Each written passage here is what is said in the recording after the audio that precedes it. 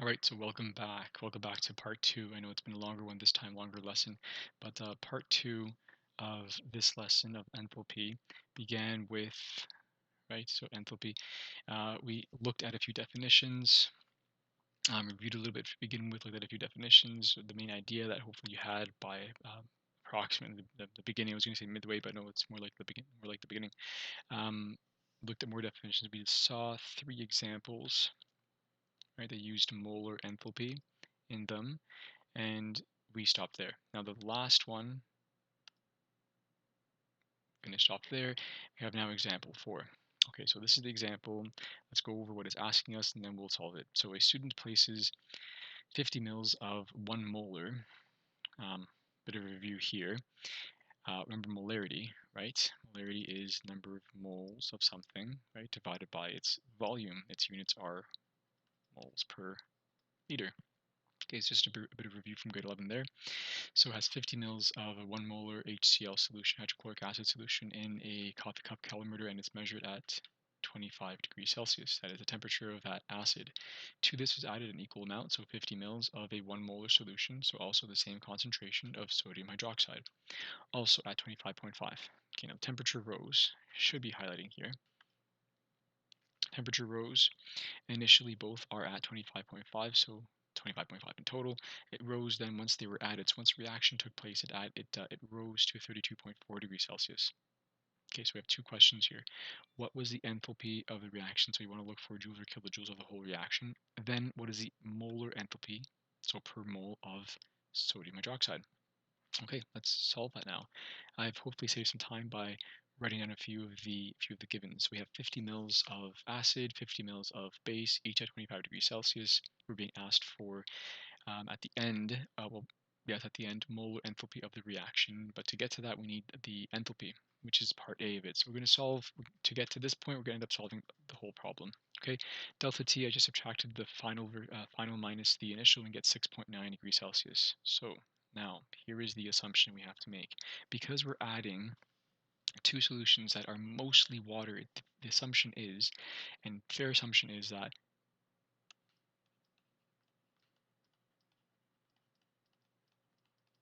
the solution is mostly water. So that means it's going to have the C value of water. So C is going to be equal to 4.18 joules per gram per degree Celsius. Right? So this assumption allows us to complete this question. Okay, the other thing we have to remember is, do it off here, that 1 milliliter of water is equal to 1 gram of water, right? Density is 1 to 1. Okay, so with this, let's do this coffee cup calorimeter problem, which will later become a molar enthalpy problem. Okay, so coffee cup, remember Q is equal to MC delta T. Okay, we know what M is, 100. Okay, I got to talk about that. We've added these two solutions, which we have made the fair assumption that is mostly water, right? So 50 mils plus 50 mils. That both of these exist at the same temperature.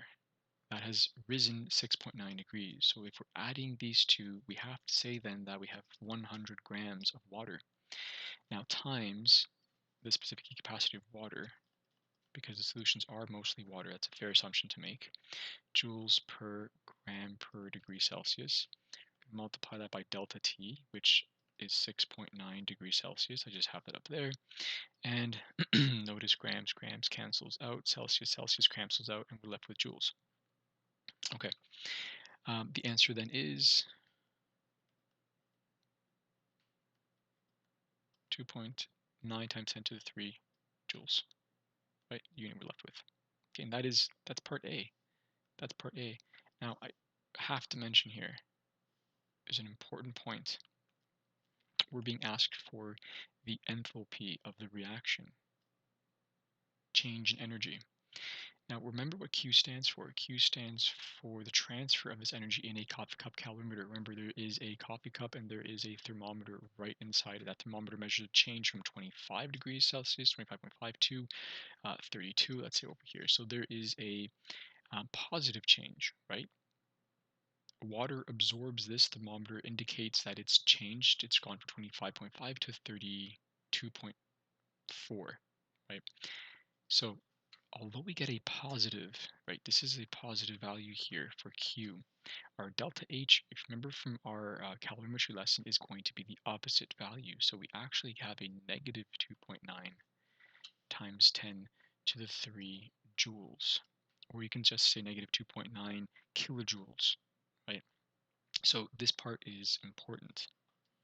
Okay, remember the difference between Q and delta H are in the signs, are in the setup of a calorimeter, in this case a coffee cup calorimeter. Okay, last part. Remember, it's asking us for the molar enthalpy of sodium hydroxide. So back to yellow. This is B. Okay. We need to figure out moles, right? We need moles of sodium hydroxide. Okay, we had 50 to begin with, right? 50 mils, and they both actually happen to be the same thing. 50 mils, same concentration, 50 mils, same concentration. So 50 mils of HCl or NaOH, right? I'm going to multiply that by, this is all a factor label method, 1 mole of NaOH, right, for every 1,000 milliliters of NaOH. Okay, now let's figure out what's happening here.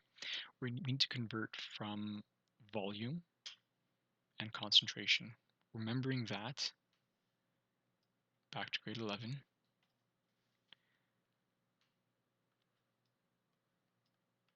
concentration is moles divided by volume. Well, we want to figure out moles now, so do a bit of grade 9 math, and we have moles is equal to concentration times volume.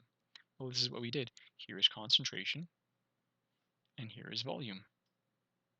Now I've changed, these units have to change, right? The milliliters have to cancel out. So I had to convert our concentration, instead of it being 1 mole per liter, to 1 mole per 1,000 milliliters, because the units had to cancel out. Okay, that means we're left with our answer, number of moles at 0.05.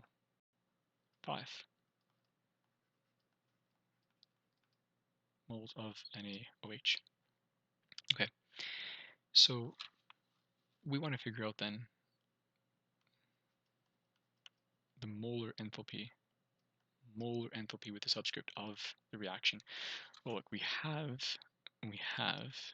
from part A the enthalpy. That's a 10 over there to the 3. Okay, divide that then by the number of moles, and we get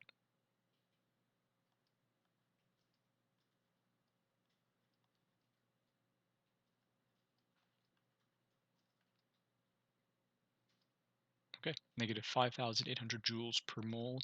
You can convert that to kilojoules to make it look nicer, round to the nearest sig fig, but essentially that is your answer for this question. Okay, next. Last question in this second part of the lesson. All right, so question 5, as my computer takes a few seconds to switch to question 5. See if I can hurry it up here. All right, here we go. So a student burns that much grams of naphthalene. Okay, here's a formula. These should be subscripts.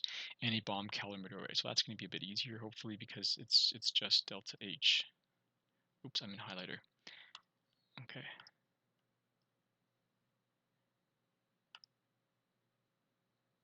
Okay.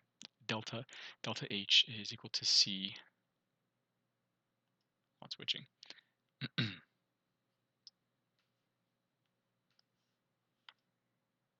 Pen, blue. Okay.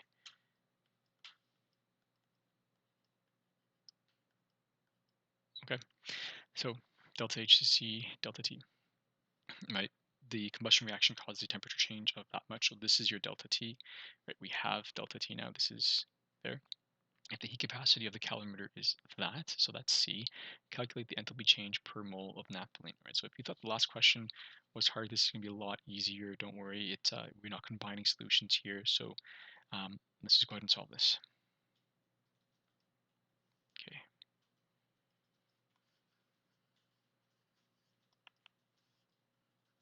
what? Let's write a new page. It's gonna take a while.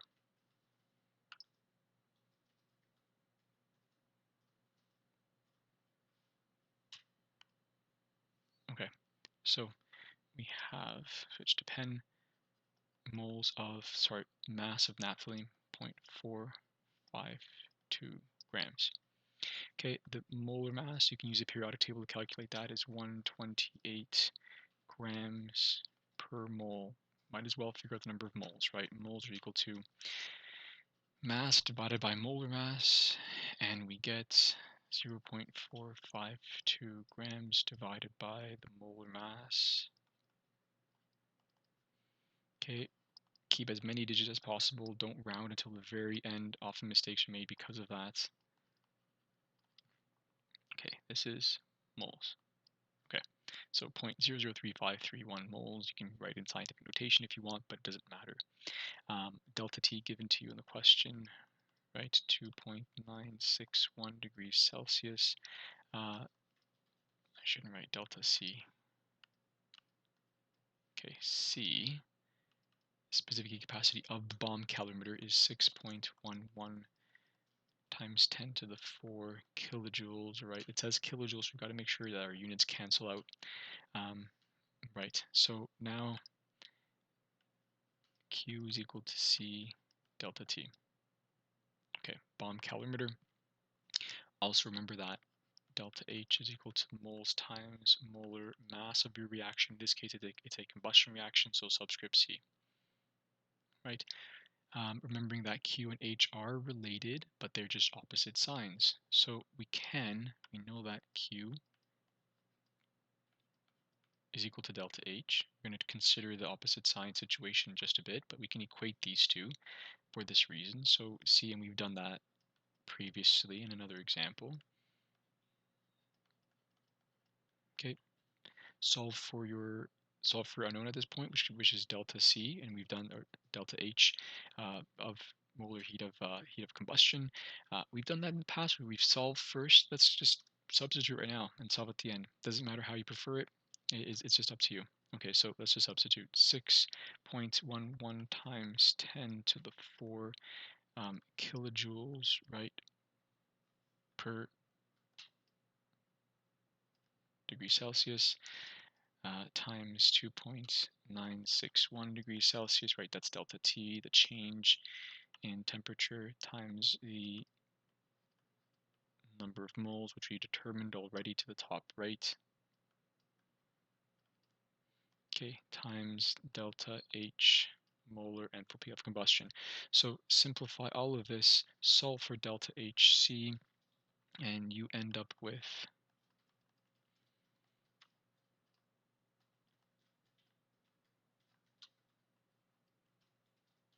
big number. Just checking my solutions here. That's what it is. And it's in kilojoules, right? It's okay. We didn't have to isolate this. We didn't have to cancel out. We are being asked for joules per mole. Here we have kilojoules per mole. What you then do is go back to the question, go back to what you're given, round this to your nearest sig fig, and that's your answer, right? Part 2, done. Practice, guys. This does take a bit of practice. Each question is slightly different. You got to understand what is being asked. Before we end, though, I wanted to make sure to talk about this. Right, make sure our signs are all correct. This is a combustion reaction, right, which means that if Q is positive, delta H has to be negative. Delta H has to be negative. So we need to put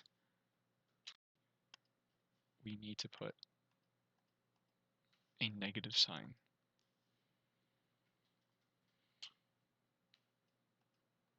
here, right? It's an exothermic reaction.